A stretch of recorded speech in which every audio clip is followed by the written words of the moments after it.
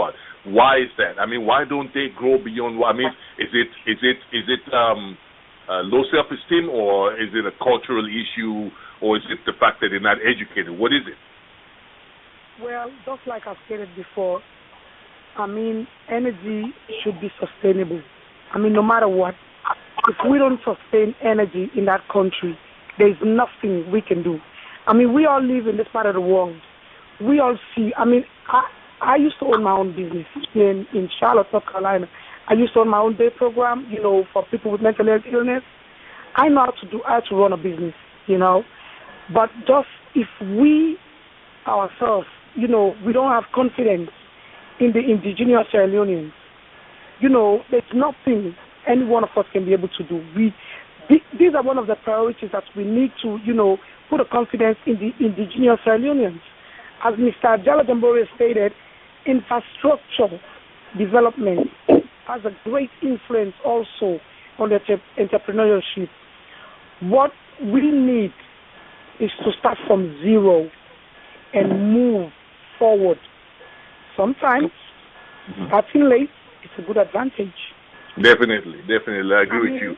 Yes, I mean, irrespective of how we empower people, if there is no energy, the business cannot be done.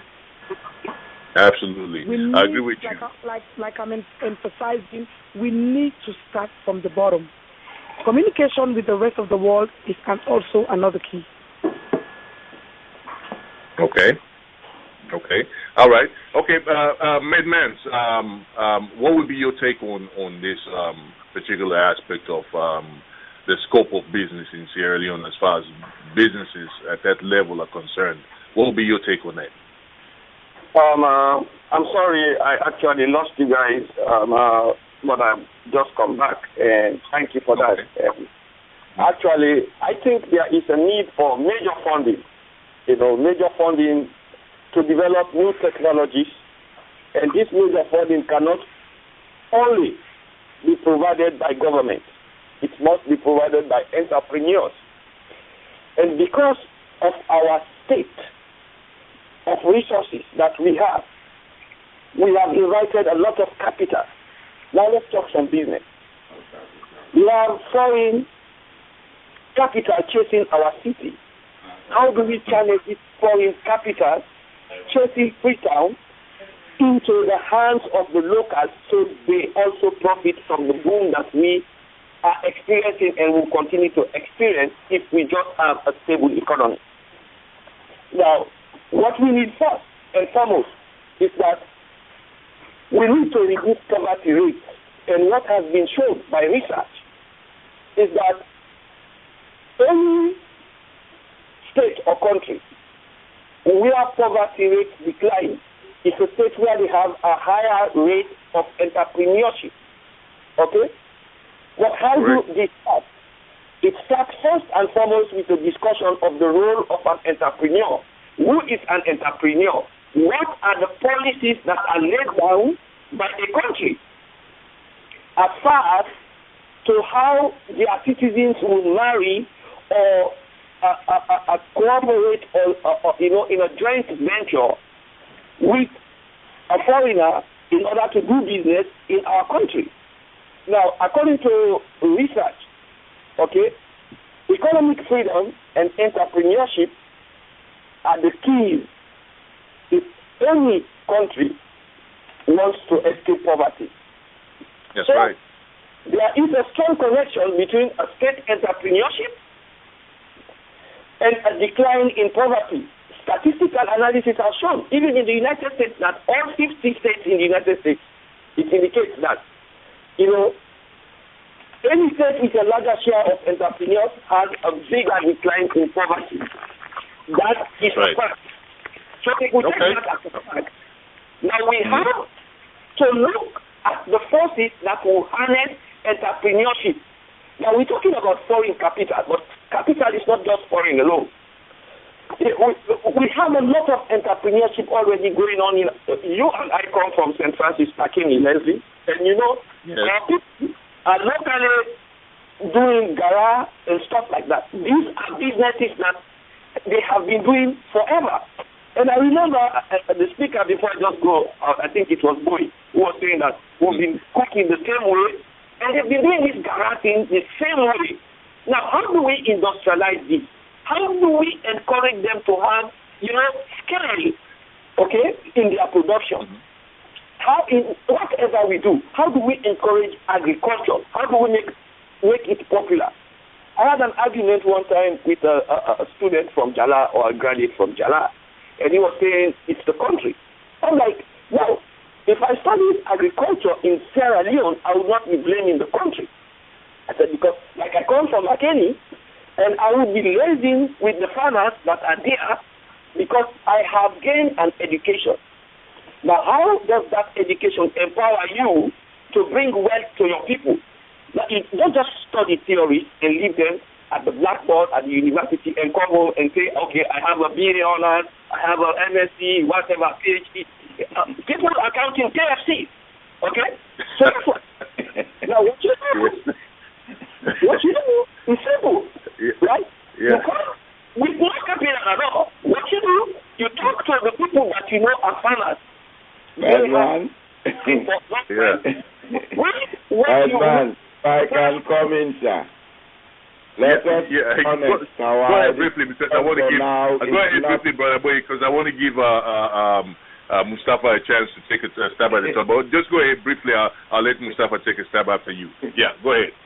If I can be very honest, our education for now is not development oriented. We don't need those academicians that we have now. Let us go to trades. Norway develops because 60% of the people who leave school are either carpenters or masoners or welders. They have certificates in it, they get jobs, they are well paid, and the society grows. With us, all of us have PhDs. We go sit in the office. We have no skills to offer except to sign documents. At the end of the day, we end up becoming criminals. That's right. That's right.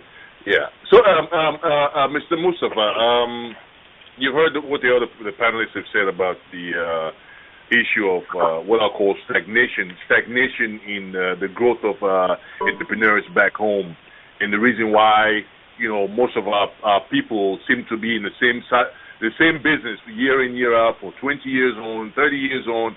They've never outgrown that. What do you have to say about that? Mustafa? I think I lost him there again.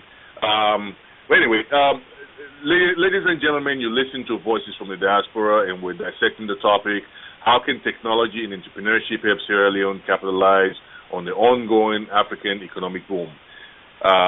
This is an issue which is, I think, not only more than prevalent or critical for us to discuss at this stage, but it is just like Miss Meredith Cole said early on. It is never it is never wrong for or never too late for us to start from ground zero again. And I believe this is where we're at in the stage of our development. I think not only for the fact that I think it's now wrong. There's nothing wrong with starting from zero all over again. I think we've been given a new lease on life. We went through a horrible war, and we were brought down to zero. But like the proverbial phoenix, we're rising back from the ashes as a nation, and I think we have a chance at a new start. I think we have a chance at a fresh start. And not only that, we also have a situation that's ongoing right now, which is this global information technology movement, which has basically given us a chance to start from ground zero and actually make our nation matter. But the problem is we have to embrace that technology. And the fortunate thing also about information technology, even though the internet is kind of a bit kind of quirky back home, but the issue is we have mobile technology, which is cell phones. And cell phones are the mediums of communication in Africa. At this current particular time, the statistics say that up to 750 million, there are over 750 million cell phones across Africa. Out of a billion Africans, out of a billion people in Africa, 750 million people can be reached through cell phones. That is a significant statistic, and it is saying 750 million people are plugged in to the grid. They're plugged into the internet. They have access to information. You can talk to them. You can reach them, not just by telephone call, but through the internet, because most of these phones are smartphones. You can reach them. They access the internet. They access the emails to their phones. So the thing is, we have a tool. We have that in our country as a nation. We can harness that power, because that is power. When you can reach that many people, that is power. We can harness that. But how well are we embracing that?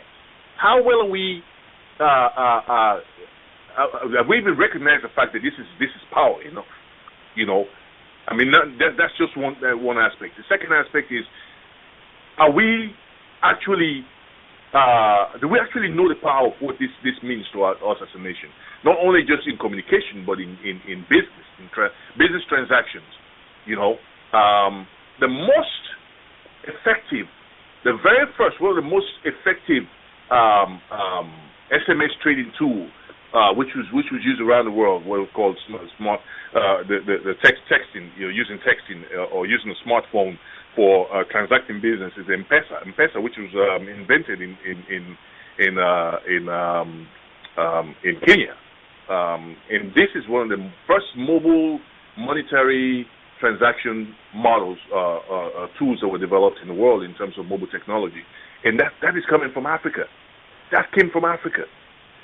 We're not far removed from this ongoing development in information technology.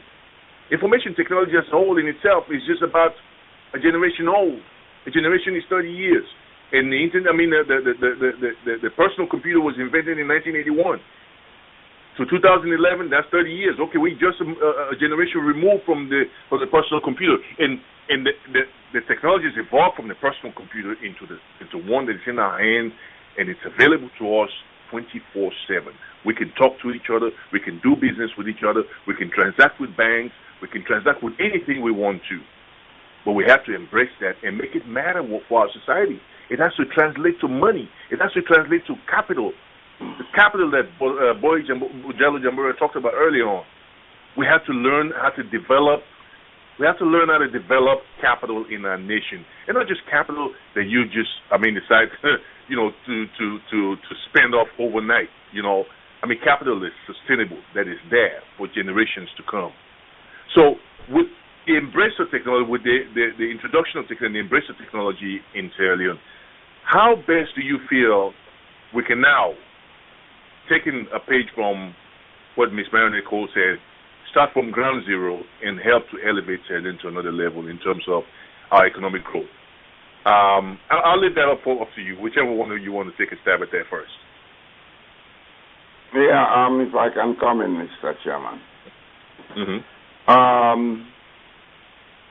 Technology can accelerate the rate of growth and development. But before technology can do that, we need to have the basic infrastructure. If you could remember, I wanted to come into that. I said I would hold on. That's okay? Right. Mm-hmm. First of all, I think we have gone 45 to 50% of the way towards acquiring that basic infrastructure. Because since 2007 to now, there has been a lot of inputs into energy production like electricity. There has also been inputs in improving the infrastructure for telecommunications. And I believe these are things that are ongoing. Even with developed economies, you would never say everything has been put in place. It's ongoing. Every day they come in with new additions to the basic infrastructure. But the basic point at issue is, for these internet or IT-related businesses to flourish, there has to be what is called a relational database system that will be managed by experts and to ensure that people do business across the cyber highway. There is transparency, there is accountability, nobody goes in to hack into anybody's account, to take money from it, etc., etc.